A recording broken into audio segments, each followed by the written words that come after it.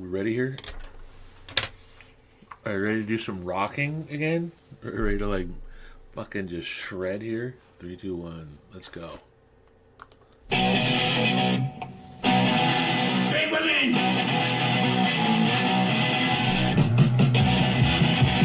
It's too good.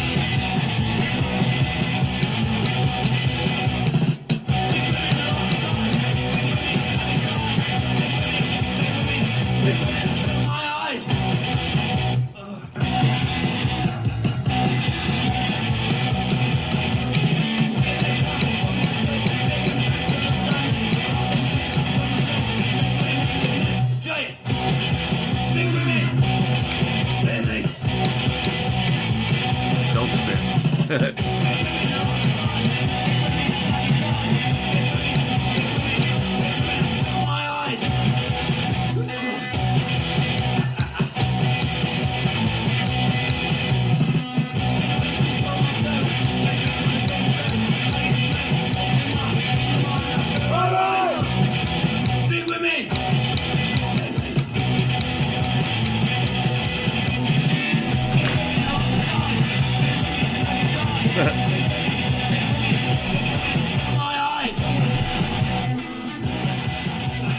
Alright, everybody.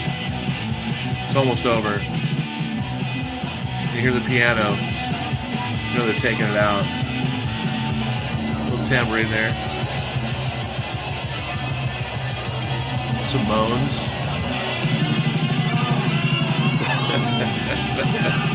It's too good. Bands on the guitar.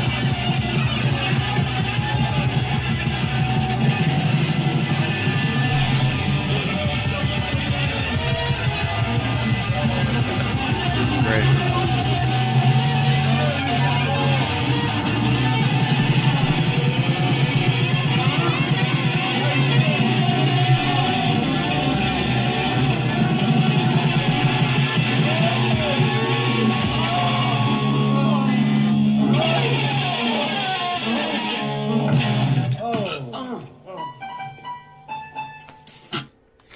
All right, everybody.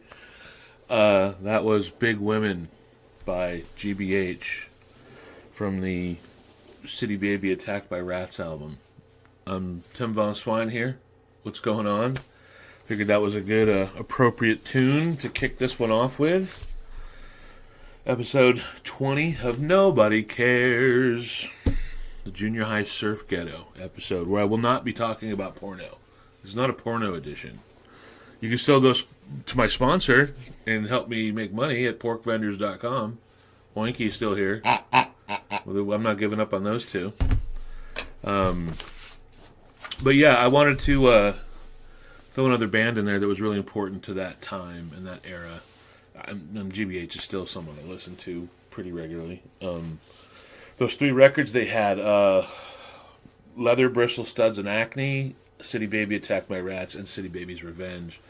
I don't really need anything else from them, so anything they did after that, if it's good, who cares? Like, I'm very stuck in like capsules. I think kind of all of us are for the most part, where music that was important to me at that time was important to me for a reason, and you know, some of it I hold on to, some of it I don't. I kind of have learned to like stuff from that era of different flavors more now, and you know, when you take decade to decade as you get older, you start seeing why you do and don't hold on to things musically. But I still can really get down with GBH because those guys were so hardcore. They were so good. You know, a quick little GBH story. I might have said it before. I don't think so, but they played at the Santa Monica Civic, and I forget who they played with.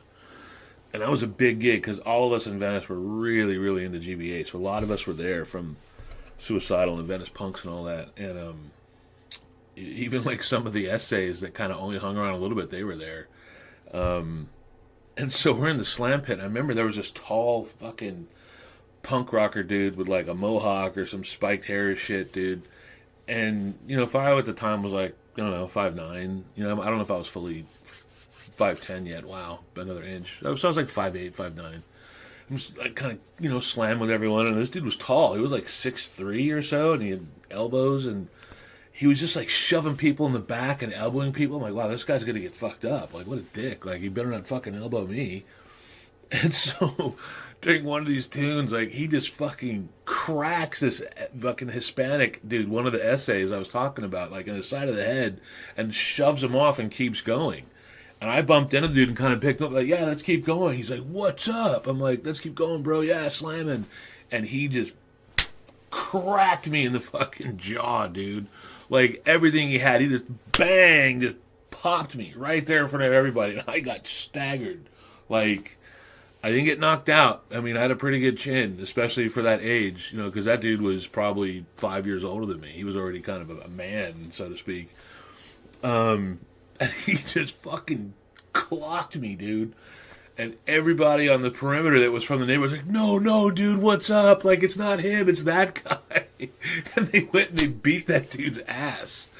I knew he was going to get it. I don't know. I was going to be like the catalyst for that dude getting his ass beat. Anyways, I got hammered and I had to like leave the pit, and I was sitting down with my friends and I'm like, dude, what's up, you? I'm like, I just got fucking socked, bro. They're like, by who? I'm like, I don't know the dude's name. He's some fucking cholo. So anyways, I was pretty hurting, and I went out to the front.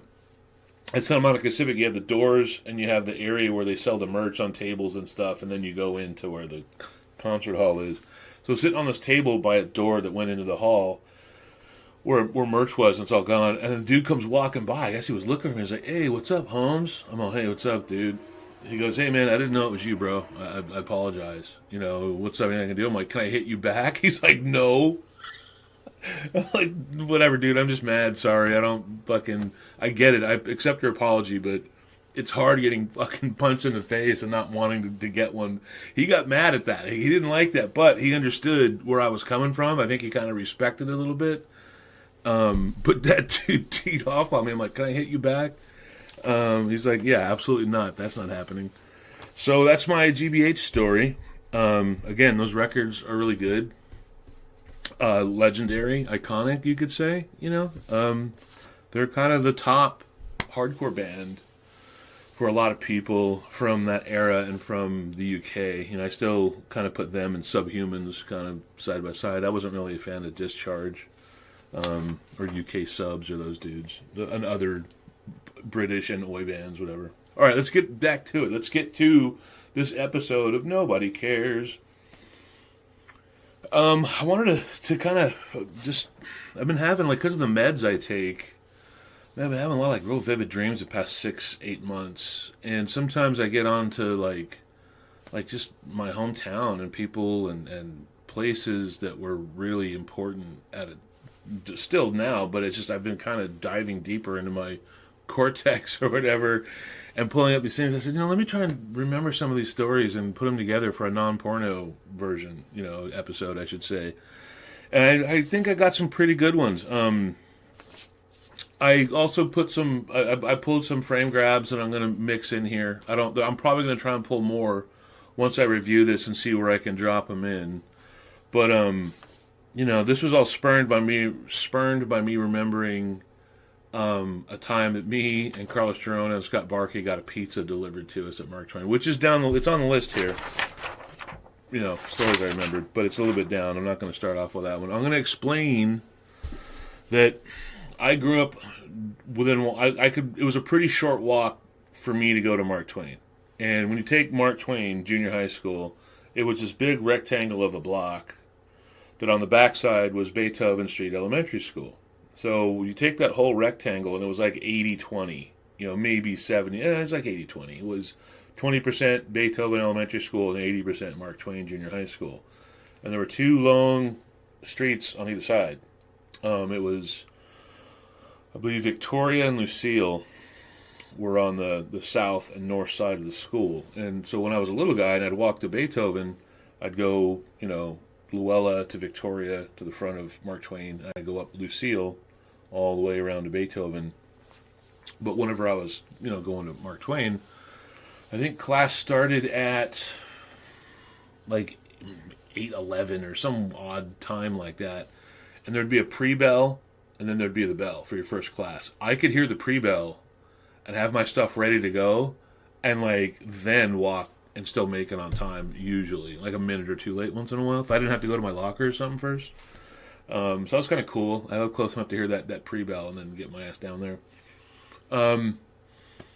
One thing I didn't really think to include here, but just remembered it was, I think I was in 2nd or 3rd grade. So I'm around like 7, 8 years old. And I'm walking to school, my friend Dean Spencer, to Beethoven. We're like I said, we're little guys, like 2nd grade, whatever.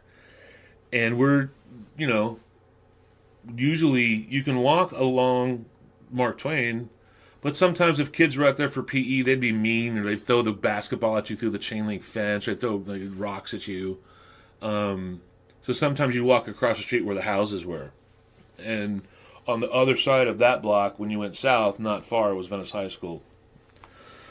So one day, me and Dean are walking to school, and these two kids that are probably like maybe 9th or 10th graders, these two Hispanic kids, they looked kind of like cholos, but like they were the fringe guys, like the failed ones. Either way, they pulled a knife on us. They're like, "Give us your lunch money," and we're like, "What? Okay." And like we gave her, and they're like, "That's all you got?" I'm like, "It's $1.25, dude." Like lunch at school wasn't $10 yet. This is 1978 or whatever.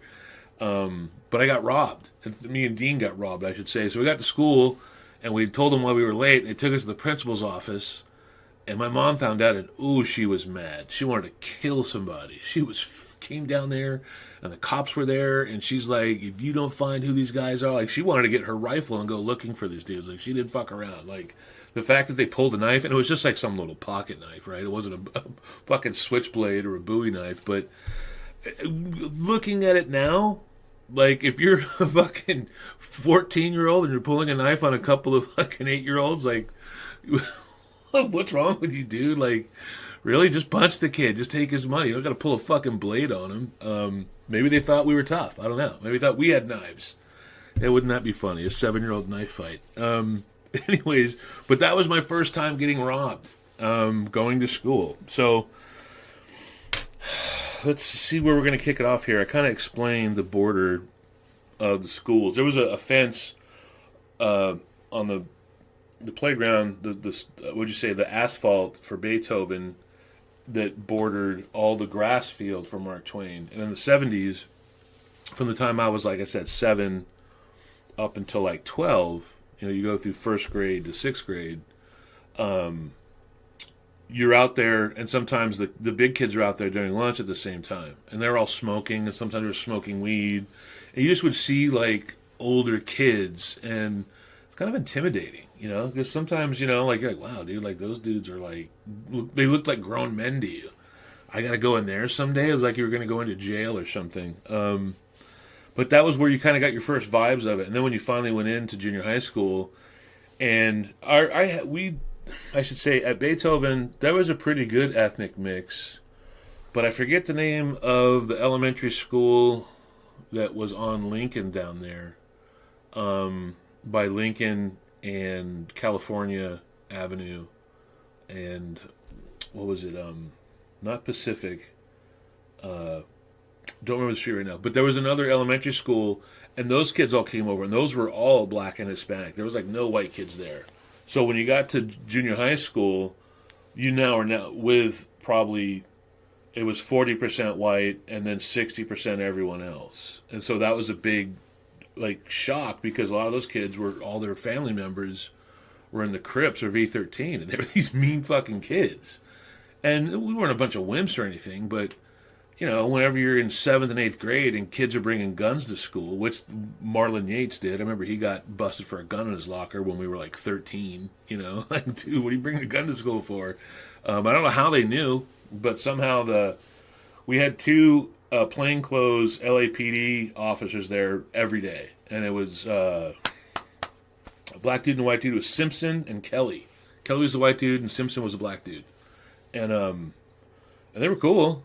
But they were real. They weren't school security. They were LAPD plainclothes officers because there was real gangs at the time. And somehow they knew Marlon was carrying a 38 special to and from school, and he got caught and he got expelled. So we're kicking off things in a very, setting the tone here. in a very proper surf ghetto, Venice, 1980s, mid 80s way, early 80s. Okay, so 1984 was where I started drinking with my friends. And so by the time you get to that Christmas vacation, that was where we all learned about partying on the field out there by the backstops, the softball fields. And they had those big chain link backstops out there. That wasn't the year we went super hard. That was when we were still kind of just learning how to party. And, a few of us, like 5 or 10 of us would end up out there. The subsequent years, it got gnarly out there. Like, I'm talking 30, 40 people sometimes would be out there. And so I remember it was a 9th grade, so it was probably 84 going into 85. Yeah, because I went into high school at 15, and it was 85, 86 for my 10th grade. So anyways, that Christmas of, why am I pausing on that? Now I'm trying to remember the actual days. Yeah, it had to be. I just wrote it down here. So I was 14 going on 15 that Christmas vacation. So this is like December of 84. And that was when like all of us had like gone to enough backyard parties, and people were in bands now, and some of the bands that were older but not like super like popular, like Beowulf, popular like outside of our neighborhood, like Paul Yamada and those dudes, and Mike Jensen, all those guys, rest in peace. Like we just had people there congregating because there was nowhere really to go. That wasn't a great time of year for like backyard parties, especially on weeknights, And so I remember, like, we'd be partying out there, and we'd all throw our empties up on the top of the backstop. And so you had the 2 backstops facing out like this at the very back of the field where, like I said, where the fence was to Beethoven Elementary School. And those were the ones we just would throw stuff up. And it got like I don't know, probably a couple of nights before it was all over and we stopped partying, like the last Friday or Saturday, like you'd throw a beer can up there, and half the time you'd hear it roll off and fall back on the ground. You're like, what's going on? But it was dark, so you could kind of see there was a lot of empties up there, but you didn't really know until you went back to school that Monday and saw that those backstops were fucking completely, like, just covered and filled with empties, bottles and cans, to the point where there was like, you were almost ankle deep around the back side of the backstops where they were rolling off and falling. There were hundreds of beers on each backstop. When we walked out there for our whatever PE class or gym class, whatever, we're like, oh my God, like, what did we do? Like, it was unreal. Like, no one had seen anything like it. Because I know that people knew you could party there, but my specific era of classmates, like, we took it further than anybody. Like, we went so fucking hard. And that was just jaw-dropping to see, like, wow, we did that? Like, we pushed it so hard, and we were so crazy. And that was, I think, the year that Roman Estrada was living in the little, there was a sewing class and a cooking class.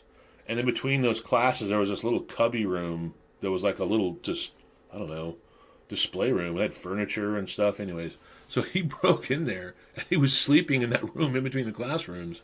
And one of the nights I didn't go down to party, you know what? It might have been the next year, but this happened. One night we went down there to party, and Ricky Palomino had some bolt cutters in his truck. And so they all broke into the cafeteria and cut all the fucking chains off the refrigerators. And they stole all these frozen burritos and, like, frozen food. And, like, so Roman was living in between classrooms for, like, 10 days. Somehow the janitors never found him in there. And he was, like, cooking food in the microwave in the cooking class. Like, yeah, school, I'm at home. What are you doing? That was pretty funny. You got to be, intuitive here. That was great. But that was also just the start of, like, we were now all addicted to partying and, like, just going fucking wild, and we just didn't give a shit. And also, like, I pulled a frame grab or a thing off the web. but it's a smaller size. This is back when Budweiser had the barrel style bottles. Now the picture I have is of a 7 ouncer, but the 12 ounces they had these like barrel style bottles, and that was before they went to the long necks. The barrel style bottles were so cool. I was so into those things, and that was when Budweiser still had kind of its original recipe. Like they changed the flavor in Budweiser somewhere in the 90s, like early mid 90s was where I don't know if they changed the cereal grains or if they changed the corn syrup or whatever, but they changed part of the formula where there was a noticeable difference, and that was I think before they even sold it. Might have been a little bit down the road, but I remember Budweiser did have a flavor change, and the original Beechwood aging wasn't quite the same. All right, so this is a little bit down the road here. Olaf and Dean Spencer and me and probably 10 other people. It's pretty crowded this one night. This is a little bit later. This is around, I think, like 86. 86 or 87. I think I had long hair. I had a ring on, so that was when Streets of Venice was open. So yeah, around that time. But we got down there to go partying, and someone had brought one of those big bottles of Jack Daniels, like the gallon bottle, and that was getting passed around. Or either way, somehow Jack Daniels was in the mix. Anytime that whiskey was around, because it was still being brewed at 100 proof, it was a little stronger before they started brewing it down.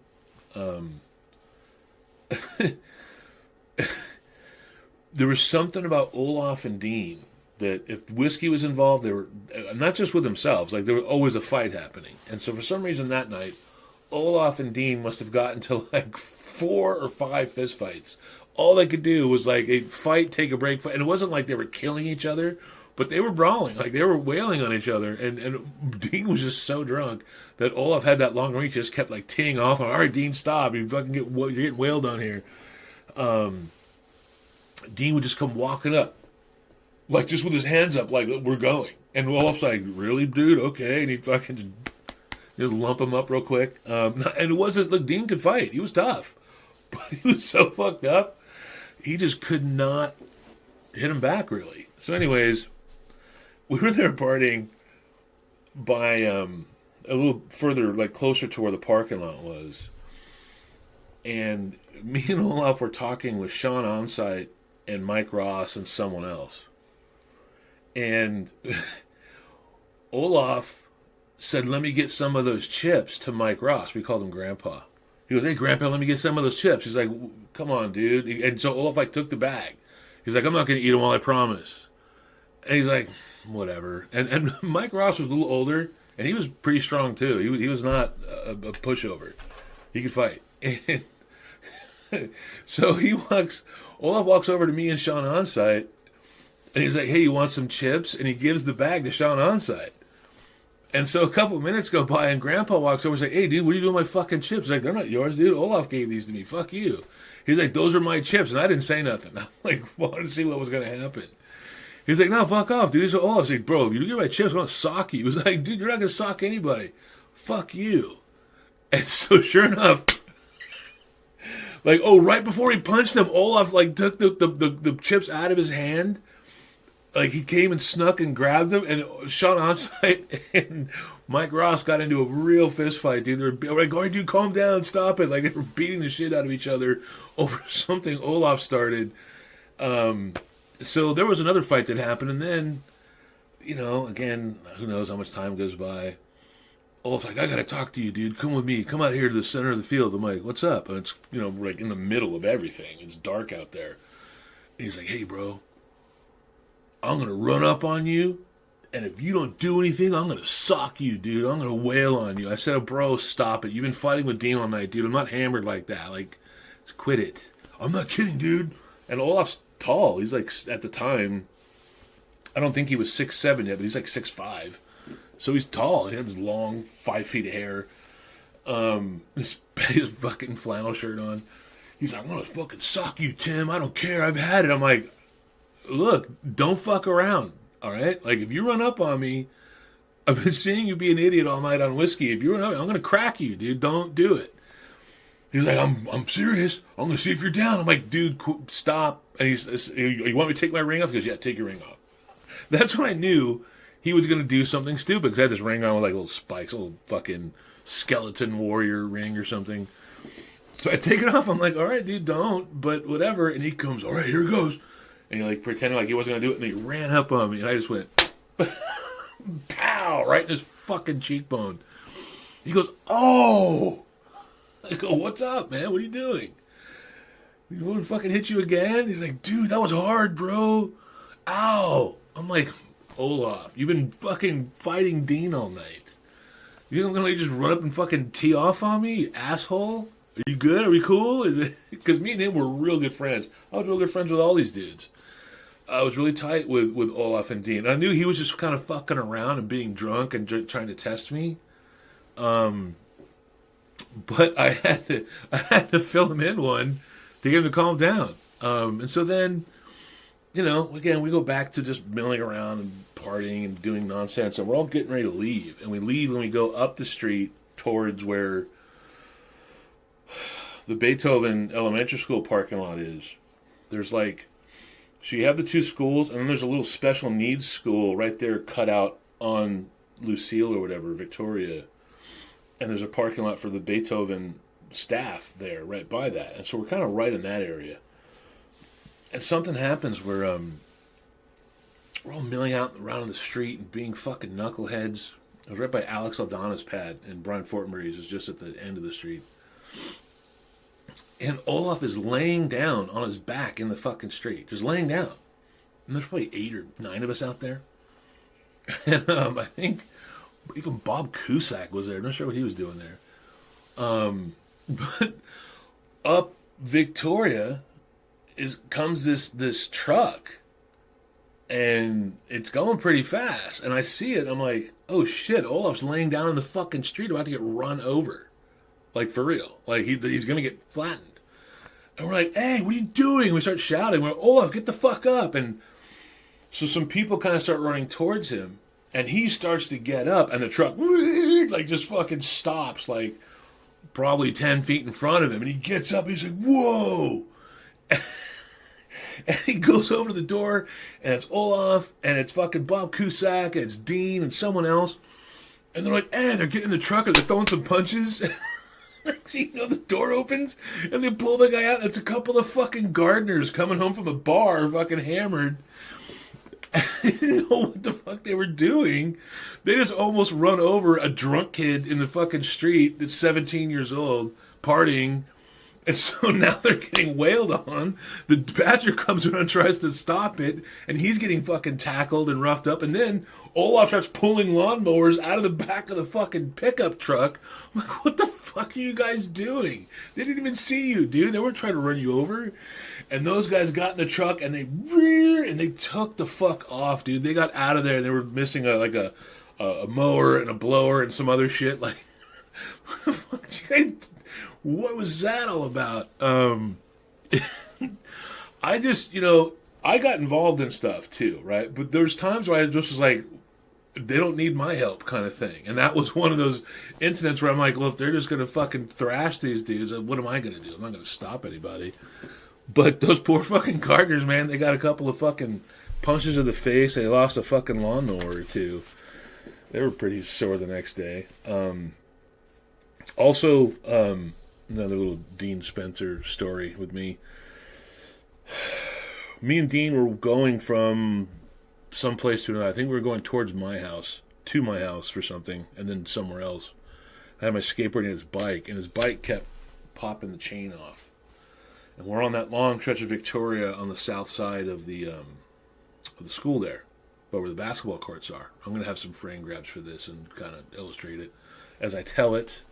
For the people that are watching it, not just the people listening in your cars. I heard some of my fans actually listen to these like audiobooks, and that's kind of cool. So hopefully you're enjoying this batch of stories, because I'm going to keep going here. So me and Dean, again, at this point we're probably 17, maybe, I don't think we're quite 18, maybe around there. Might even be like the summer right after we got out of high school. But that chain kept popping off of his bike like 5 or 6 times by there. I mean, it was just like impossible. And so he had it flipped over, and I'm sitting on the curb on my skateboard, and he's got it flipped over, and he's got the thing, and he's got the chain, and he's trying to make sure, and he's working on the screw. And I'm like, bro, and because this light came out of nowhere. Like I have no idea. Like we're basically in the middle of Wall Grove and Beethoven. We're pretty far down. And last minute, we see like these lights. I'm like, yo, dude, and like he's like, same thing. He steps away, and this fucking car, as it hits its brake, bang, just fucking takes his bike out. It goes flying off into the fucking night sky. We're like, what the fuck is that? It was some dude. I think he just had his parking lights on. I didn't realize he didn't have his headlights on. And he like stops and he backs up. We're like, yo, man. Dean has his chain and I got my skateboard. Like, we might have to fuck this dude up. It was this black dude. And he wasn't that much older. He was probably in his early mid-20s. He's like, whoa, man, you guys okay? I can't believe I didn't fucking see you till the last minute, man. I was trying to get somewhere. We're like, dude, yeah, you almost fucking took my boy out right here. His bike is fucking toast. You know, you guys all right? We're like, yeah, we're cool. I mean, whatevs. Like, what are we going to do, right? We're going to smash our windows? Like, because the dude seemed cool, right? But we weren't drunk enough to, like, fuck the dude up. Because if we would have been hammered, we would have wailed on that dude. But the fact that we were sober, the dude got a pass. You know, he might have had a pistol or something in the car, but either way, like if we were hammered, I would have started smashing that dude's car with my skateboard right away, and Dean would have had his chain. But anyways, so he fucking just comes flying through and cleans out Dean's fucking bike, his 10-speed, whatever it was, cruiser. And so it was like, yeah, whatever, dude, later. And he bails. And we're looking at the frame's all bent, and the fucking rim is toast. So Dean takes it and he chains it up to, with the front tire still on, he chains it up to the fence there, right by the basketball courts. He just like climbed up. He was like, help me put this up here. And he climbed up and we put the chain through. He locked it with his padlock. And I'll just come back for it later. All right. So then we just left it there and we bailed. And that bike sat there for like a year and a half. Like, it's forever, like a long time. Like, it just stayed chained up to the fence. Like, the people from the school didn't take it down. Nobody stole it. I don't know if he ever went back and unlocked it, but I think the school finally broke that lock open and took it off. But that was like, dude, he almost got wiped out by like that dude in a little like Fiero or FX7 or something. Okay, here's another good one. This was when I was in school around, again, like 84. It was during, I need some water. We're going to pause real quick. Water break.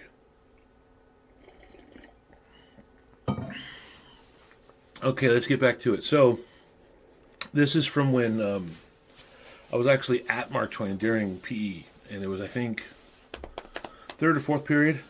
It was definitely in the early half of the day. And so, this is probably like 84 or something. As mentioned before, there was a number of people that were young, gang-affiliated people that I went to school with. And there was this one Hispanic kid named Wormy from V13. It was him, and I think it was a kid named Forrest. I think his name was Woody. And there was a third one. I don't think it was Bernie Antonio. I don't know if he was like in and like had stepped up yet. Like the first year or so in 7th grade, he was just Bernie Antonio, and then come like 8th, 9th grade, he was like in V13. And there was a transition there. I mean, maybe, but either way, there was 3 essays. And we're out on the field, and it was a day where you played softball. Not every day you played softball. So when you play softball, you got your aluminum bats and these shitty fucking rubber imitation softballs. So we're out there fucking around for 10, 15 minutes or so. And this is on Lucille or Victoria. I forget which one is on the north side of the school. I think that's Victoria, and it staggers over, yeah. So it's on the Victoria side of Mark Twain. And this lowrider goes driving by. And there's 2 dudes in the front and someone in the back, and they're throwing up a C. And we're like, oh, shit, dude. Culver City's rolling around, talking shit, seeing who's out there. Because I think they could tell, Wormy and a couple of cholas are out there. And so they throw up a C, and they drive by. And they throw up a C again and slow down and try and get them to come up to the fence. And they're like, what's up? They're throwing V's back and forth, And then they take off. The second time they took off, there was a unmarked car that kind of waited a minute, and then went kind of following after them. And we're like, what's going on here? Well, the third time, they pulled up, and they were driving real slow. And now all of them are throwing C's out the window, and everyone's fucking yelling at each other and talking shit, and they're going to throw down. Like, something's going to happen. So the car stops, and the dude in the passenger side gets out with a red rag, and he's talking shit, banging his C and his red rag. The dude in the back seat goes around to the trunk and pops the trunk open with the keys and gives them back to the driver. And just as he's reaching into the trunk, that unmarked car comes up, right? Weep! It was undercover. It was a narc. So they got to slam the door and get back in the car. And this whole time, Wormy and those two other, Forrest and the other SA, are like running over to the fence because they were going to run over and take the bats and fucking brawl with these dudes. Like, they weren't going to worry about getting in trouble. This is like neighborhood stuff. And so Wormy's got the bat, and you would not believe the physics of what's about to happen. It does not seem possible. But as those dudes get in the car and try to punch it to get away, Wormy runs up the fence with one hand and then throws the bat. Like, he just throws the aluminum bat, like lobs it, and you see it going end over end as the car goes to take off, and that bat tumbled down and hit the kid in the passenger side square in the face. Now, I don't know if it knocked him out, but it fucking cracked that dude right in the side of his face. Bang. And we were like, oh my God, dude, yeah, that rocked. Fucking Venice, let's go. So those dudes they took off. They ended up getting pulled over. They got arrested. And so we're all in our class, like, I think it was after lunch or something. And word got around of who was on the field and who saw what and whatever. And so we got pulled in, me and a couple of my friends.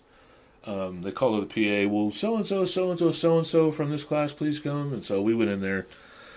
And they're like, what did you see? And so I told them just what happened, like what we saw. Like, those dudes were throwing C's and those guys were going to brawl with them. Like, that's basically the whole thing. Like, okay, just so you know, like, did you guys see any weapons in anyone's hand from the car? We're like, no. So no weapons were brandished, no guns? No, we saw nothing. Okay, because it turns out there were 2 shotguns in the trunk of that car. They were about to open up on all you guys on the field out there. We're like, oh, that's good to know. They didn't get there in time. Thank you, LAPD. But that's what it was. Like, they kept baiting those guys enough to come over to the fence, and they were going to shoot them. But they got foiled, luckily for them. And I don't think those guys would have just kept spraying the field. But the problem is, if you got 2 shotguns spraying through chain link fences, other people are going to get hit. So what are you going to do? But luckily, none of that happened. But that was a close call with Wormy from V13 throwing an aluminum bat and hitting that dude in the face. It was impossible, like, physics arc, But that was another little spicy Venice moment there. Okay, so the cover shot here of this episode of Nobody Cares is a picture of a dude in a blue Camaro with a Domino's hat. Yeah, this is, again, 87. Somehow me and Carlos Girona and Scott Barkey ended up, something fell through. We were supposed to go party somewhere, and it was just like everything kind of fell apart. So we just went and got a 12-pack or 2 and went to Mark Twain by ourselves. And we're sitting there for 45 minutes or something, like, bro, fuck it, we're hungry, dude. Like, do you think Domino's Pizza will deliver to us? So I was on a skateboard, and Jerona and Barkey were both on bicycles, and we rode over to Venice and Beethoven, right by where what used to be called Speed King Skates, where Jim Bush had a shop that I worked at for 2 weeks. A hell of a nice guy, Jim Bush. That was on his card. Rest in peace. I'm sure he's long gone. This is 40 years ago. So we go all the way over, and it was easy to remember the Domino's number. We all called him fucking twice a week, right? Back then, once delivered pizza, like pizza delivery came to the neighborhood, we did it all the time, because it wasn't until 85 or 86 we even had Domino's. So once it showed up, we were like, yeah. Anyways, so we all knew the number. It was an easy one to remember. we called them and somehow we told them, hey, look, we're at Mark Twain. We just want a pizza. We'll be on the curb. We're not shady. We're not trying to rob anyone.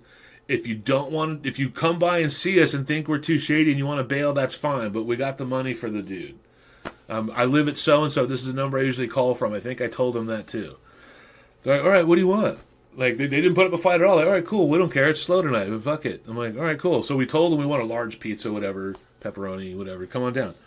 And so we go back and we're sitting on the curb, almost identically where Dean Spencer got his bike run over, like 20 feet away. And this dude comes driving up in this blue Camaro. He was like, hey guys, what's happening? Domino's. He has a Domino's hat on. And we're like, yeah, here's the cash. All right, cool, later. And he was like some dude from like New Jersey or Philly or something. He wasn't from California. He was like, yeah, I don't care. I'll deliver. I'm new out here. This is kind of fun. You guys are kind of crazy. This is rad. You guys drinking beers? And we're like, yeah, we're fucking partying.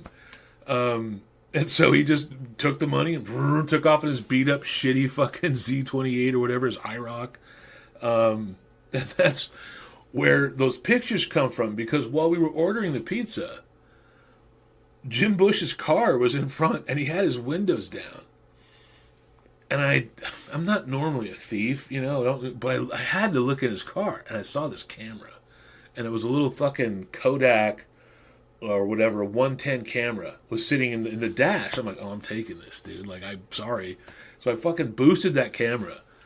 Ordered the pizza, go back. I'm like, dude, I wonder if there's... And there was film in it, so we're taking pictures. And that's where these wacky photos of me and Jerona and Barky, me with my long hair all stringy, looking like fucking Eddie from fucking the first Iron Maiden cover. Like, we stole a flashlight, too, because...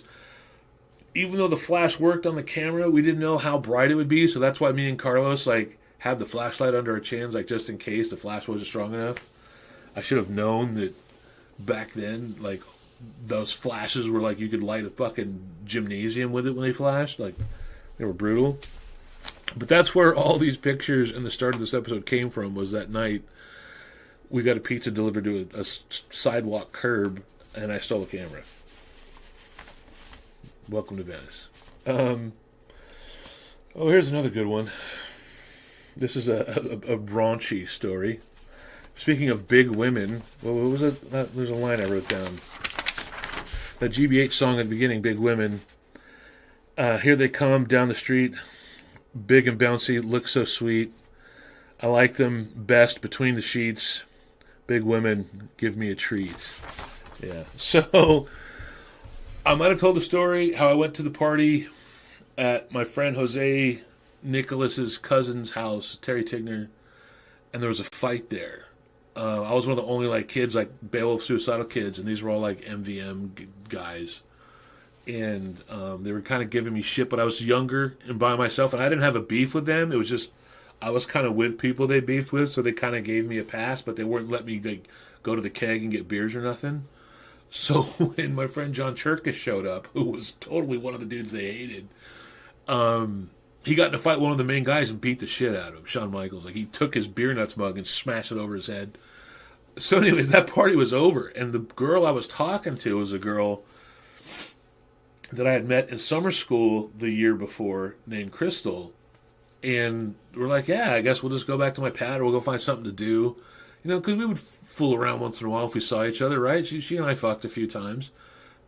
She's the one that I got pregnant, and she didn't tell me until some years later. She's like, you got me pregnant, and I had an abortion because of you. I'm like, wait, what? Because I fucked her one time and the condom broke, and I shot a big load in her. And her mom was like, well, we don't know if he's Catholic or not, and if you tell him, he might want to keep it and cause a problem. So why don't you go, get rid of this terminate this thing. This child of Von Swine's, a different name at the time. Anyway, Tim Rowe. And anyway, so Crystal was cool, and she had a big ass and nice tits, and she was nice and curvy, big women. And so we're walking to my pad, and we see Julie and everyone in their truck, hey, what's up? I'm like, hey, guys, it was Olaf and Julie and Susie and 2 or 3 other people. Where are you guys going? We're going to Mark Twain. I'm like, all right, we'll see you there. Because we were already kind of halfway there. So we walked over. Now there's 20 people there because everyone from that party that was cool was just up the street, came to Mark Twain. People went to go get more beers. Now there's like 30 people there. So me and Crystal got along, and I was okay fooling around, but it wasn't really my goal. I just was like hanging out, seeing where the night would go. And she got kind of hammered quick and started hitting on Olaf because he's tall. He got the long hair. And, Olaf. But Olaf was dating Kristen at the time, and he wasn't going to fuck around with her because Kristen was there. And Kristen was a friend of mine. I knew Kristen. She was younger.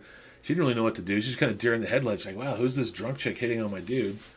And so Steve Dupree's like, hey, dude, come here. I'm like, what? Your ex-girlfriend's like all over Olaf. Can you do something? I'm like what? He goes, just go talk to her. Get her away from the guy. She's like basically trying to fucking rape the guy. She's molesting him. I'm like, all right, I'll go talk to her. So I'm like, Crystal, we're going to go talk. And she's like, what? What's going on? I'm like, come on, come over here. I don't want to say it around the other people. So we go out to the edge of the softball fields where it's still pavement, and it's the front side where the grass starts. I'm like, you know what? You're hitting on Olaf. I'm like, he's got a girlfriend. And everyone's freaking out because you're being too slutty or whatever. She's like, I'm not a slut. I'm like, but you're horny. I can tell. She goes, I am horny. I'm like, you want to fool around? Or anyway, somehow my hands are on her tits. I'm pulling them out, and we're making out, and it's getting really hot. I'm like, oh, this is fantastic. Like, I see where this is going. I'm like, let's go to the other side of the field. And she had this denim jacket on and this denim skirt, right? And so sometimes a denim skirt makes a woman's ass look wider and bigger than it is, which can be really a turn on sometimes, especially when you're 17, right? And so we go out to the edge of the field, and I get her panties off and her skirt up, and I used her jacket because she had it on. I forget somehow. Like, we used her jacket as like a pad because it was kind of muddy and dirty. And I got her on her back, and we're having sex, and I'm banging her. I'm like, wow, this feels really good. And she's really drunk. She's not going to care if I pop too fast, right? So I go ahead and I just let it go because I knew she was on the pill at the time. So I just cream pie her right there in the dirt. She's like, oh, my God, you always come too fast. I'm like, what are you talking about? You're hammered. You're not supposed to fucking tell me. Stop it. She totally read my mind. Called me out on it. I felt like such a jerk. Like, I would have extended it if I could. I'm 17, cut me some slack here. I'm excited, out of nowhere. It went from just a night of a party where everyone hates me to I'm getting laid to an hour and a half later. This is great. Of course I'm sensitive. Oh man, when she said that, I was like, wow. She just stuck the knife in. Anyways, so we get up and go back and join everyone. And she's kind of getting picked on because the back of her denim jacket is muddy. Like, she's got bone. Like, everyone can tell. Especially the older chicks, Julie and Susie and Bonnie and someone else. So another 45 minutes goes by, or an hour. And Steve's like, bro, what did you do? I'm like, what do you mean? He goes, it didn't work. She's still hitting on Olaf. I'm like, well, really? You want me to do something again? Like, what? He goes, just talk to her, dude. Otherwise, like, I don't know, everyone's getting mad at her. And I go, Crystal, we gotta talk. She's like, what, again? I'm like, yeah, again. I'm like, come over here. And this time I went over around by the auditorium. The handball courts were here, and the auditorium was here. The softball field was way over here. So I went the other way. I went to the side of the auditorium. The gymnasium, I should say, not auditorium. I'm like, can you leave him alone? Like, what's going on? Like, you keep going over there and fucking with that dude. I already told you. Everyone, it's like, well, and so I don't know how I finagled it again, but now I got her on the side of the gymnasium, or the side for the boys' locker room, and I got her in the dirt, and I got her on all fours, and I'm just plowing, I was hammering away. I'm completely getting sex twice in one night. I can't believe it. I'm living my best fucking life. I last longer this time, so she was a little more pleased. Again, total cream pie finish. I didn't care. Her problem, not mine. But like I said, she was on the pill. Just an incredible night of big ass white girl, like out of nowhere, drunk teenage sex. Like, it was so good. So we finish up and we walk back out there, and the night's kind of ending. I can tell people are ready to go home, and Julie and Susie are just not having it. They're just hating on Crystal. I'm like, you two got some fucking nerve. You've both been fucked in alleys. Who are you to give her a hard time fucking with me? We're the same fucking age, okay? You're getting boned by dudes way younger than you in alleys and whatnot all the time. Like, stop it. You got not a fucking leg to stand on here. It was so funny because they were trying to chirp her when they were flatbackers too. And they were like, candy snatchers. We were all like younger than them by 3 to 8 years, Like I banged Julie and she was 8 years older than me. So that was just a funny moment of like, I had to stick up for Crystal. I see where they're coming from, but they were sluts too when they wanted to be. Like, stop it. Like, don't go there. Just, don't hang out with her again. So anyways, we all getting ready to leave, and we pile into Julie's truck. They drop me off, and she's in the back of the truck with Olaf because Kristen had to go home. And I'm pretty sure nothing happened between them two. But at least Julie was nice enough to give Crystal a ride home. So that was cool. She didn't like, oh, you're a skank, I'm not giving you a ride home. But that was funny. That was a night of really fun, unexpected, impromptu sex in the mud at my junior high school after slamming beers. That was a really incredible teenage win evening for me. I was winning all night long there. And then finally, there was one time again. It's me and Olaf and Dean, I believe. I don't think it was Greg Vignol, but it was just 3 of us, and we ended up at Mark Twain because other things had not panned out. We saw some people we knew there. I just don't remember who it was. And we had beers. We had Michelob, and they had tequila. So we did some swapped, and I fucking pounded some tequila, man. I got hammered off that stuff. Like there's only been a few times where I've been so hammered that, like, I try and walk and I just face plant, Like, I don't think I'm that hammered. I'm like, wait, I'm not hammered. Slam, I just fall on my face. And this is probably the first time this happened to me because we're done. We're out of beer. Those dudes bailed. Out of tequila. Let's go home.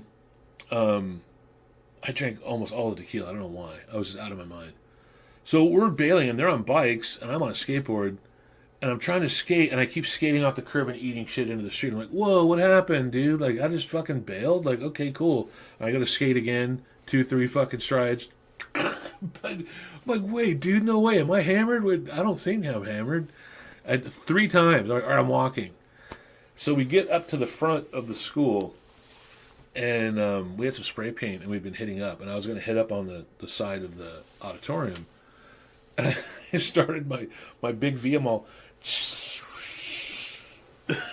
I fell over and passed out while I was spray painting, and they left me there. I passed out so hard in cement that I woke up, like, I don't know how much later, but they're gone. Like, they just left me, like, on my own, like, passed out here. I'm like, oh shit, dude, like, where am I? And I realized where I was. I have my skateboard, and I'm fucking hammered. And I went to go home, like, oh wait, maybe I could break into the school or something and go just whatever. I'm like, dude, you're so fucked up. You're lucky if you can cross the street right now. You're not breaking into anything. And so I got home, and I tried to open the door, and I couldn't. So I went to go around to the back, to the driveway, and Mom's like, Tim, are you okay? I'm like, yeah, I'm fine. I'm just hammered. And they're like, oh my God. Says, Dwayne, get him. So my pops came out and got me, and they saw that I was just like worthless. And so they put me on the bed, and they're trying to take off my shoes, and I just hurl. I just completely, all in between my feet. I don't think I barfed on them, almost. And I was like, I'm like, oh fuck, I'm sorry. My bad. But I was just soaked in tequila. And so they get the shoes off, and they're trying to take my shirt off. So they get my shirt off, I hurled again. Oh man, that was a real they knew I partied, but that was a real, like, all right, you might have a problem, son. Like, try and not come home that bad anymore. We're going to have a real talk here. Okay, 3, 2, 1. All right, sorry about the little cut point there. I recorded this video and did the outro. It was all done. I went through my editing software and it cut off the last like 5 minutes, so I'm re-recording the outro. And that gave me a chance to remember one last little story to add here, a little cherry on top that wasn't on the list. That is one time we went down to a party, and this was, I think I was already in high school. This was like 86 or 87. And we went back down there, and we ended up partying like at the gym, like underneath the overhang of the gymnasium there, kind of facing the yard, you know, the basketball courts and the handball courts and all that. And there were some people there that don't normally party with us, and I don't remember who it was. I don't think it was Craig Barrett, it might have been, but, you know, I didn't feel that good that night, so I went home early. I think I was getting the flu or something. And there was also, like, the louver type slat windows in the gymnasium were open, and we got up. It was easy to get on the roof there. So we got on the roof and we looked down. I don't know if that was the night we went in there or not, because somebody like we lowered down onto like the basketball backboard and then jumped down from there and then let everyone in or something like that. Or maybe that was the night where we decided not to because we didn't want to break a leg because they were open to the side. But the reason I'm saying the story is I wasn't feeling good, and I wanted to stay because there was like some girls there, and I wanted to try and make out with somebody. But I went home, and I was sick. Like, I had the chills, dude, like the fever coming on. And so the next day, I don't know if somebody called me or somebody found out, like, someone burned down some of the schoolrooms that night. And I remember everyone who was there. Now, I talked to some of the people that were there, and they kind of told me who did it, but it was, I guess, one night I'm glad that I went home because, like, within, like, a week, there were these flyers, like, reward for, like, $10,000 because of burning down, you know, an LAUSD school building. It was, when you had the gymnasium, and I'll put the little map up again, you had the gymnasium, and you used to have this, like, agriculture, like, garden area. It was just, like, a bunch of dead trees. It was, like, a empty, withered, you know, dead lot of nothing, just dirt and like old shrubs. It was terrible. Like, no one, and like, I don't know if they even had like classes for that the whole time I was there. Like, that was just like shelved. They just left that thing alone, that area, and it was fenced off. But that was close to like an access part where you could walk through to go to classes. It was paved, you know, but didn't really like you walking around there. Anyways, during school hours. But those bungalows or those classrooms were on the edge of what was kind of like the quad out there. And they burned down like a building that was like 2 classrooms in one. And like the first half was completely torched and it took out maybe half or 2/3 of the other one. I don't know who or why they decided to start a fire that night. But the flyers went up, like $10,000 reward or whatever. And I'm like, do I need to make a phone call? Should I get paid? And of course, I didn't turn anybody in, but I was definitely not around for some school burning. Now, that was, I'll say this too, like, we did so much like vandalism to that campus over the like 3 or 4 years that we were around junior high and early high school, that like by the time I was a senior in high school and like it didn't take long, like all that stuff, because that's get approval through the LAUSD school budget to appropriate funds to make campus changes. I mean, dude, by the time I was in a senior or out of high school, like almost all the windows on the gymnasium were now covered in like metal cages, wire. All this, like they barricaded everything in that school. Like there was no breaking in like we used to. Like they covered all the windows, like almost campus wide, because it was really easy. They had those old windows that you could just break up top the top panel, like just smash it and do the latch, and now you slide it and you're in. Like it was really simple on the majority of the windows of those classrooms, which is how we would get in if we wanted to get in and party or steal something or break shit. But we completely changed the budgeting for vandalism proofing the school, Mark Twain Jr. High School, and Venice too. Like we going through Venice High as well. Like I remember a lot of those buildings already kind of had some barred, like wired window covers, but then the vending machines, they had cages. We broke into the media room and we stole like a VCR out of there, and some other stuff. It was like an old, like portable one. You had like a little pack. It was like a little 2-piece VCR kit, and we pushed the TV. The TVs would be on those old metal frames that you could roll down the hallways from class to class. But for some reason, this one was upstairs, and we rolled that shit down the stairs and fucking smashed it. I think it was me and Tom Varner did that. Anyway, we were... Venice High is another chapter. That'll be a Nobody Cares episode down the road. But for now, we're just going to put Mark Twain Jr. High School to bed from 84 to 87. And the reason I put 87 is because we were kind of still partying there as an option, even though I was in high school and we were finding other places to drink most of the time. But it was still an option to go back there if there was nowhere else to go and people wanted a place to meet up, or you were on like bicycles or skateboards, whatever. And sometimes people with cars, because there were some places you could park around there and then walk in, you know, especially on the Victoria side, where it was really dark. But that was when you had to like hop over, or there was a cut through the fence there, and you had to walk all the way across to where everyone usually partied on the south end of the field there. Sorry, I'm rambling. It's been a long episode. I'm trying to just get this little last piece in here. Thanks everyone for watching and listening. I hope you enjoyed these stories of teenage, you know, delinquency and being rowdy and unruly, getting laid, you know, on the grass out there. That was fun. So we'll say goodbye here, me and Oinky. Don't forget our sponsors, porkvendors.com. Go sign up and send me some money so I can keep everything going here. Got to keep the lights on. I know I always say that, but if the lights aren't on, then I'm not here. What do we got here? Are we going to take it out with something? Are we going to, like, do a little bit of a bell end bop? I think so. I think we can say, do an outro with some more GBH.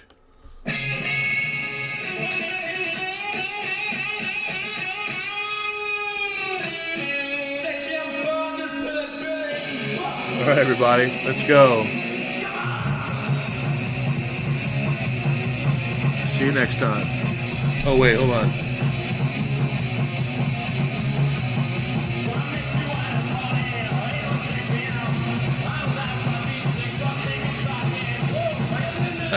Later.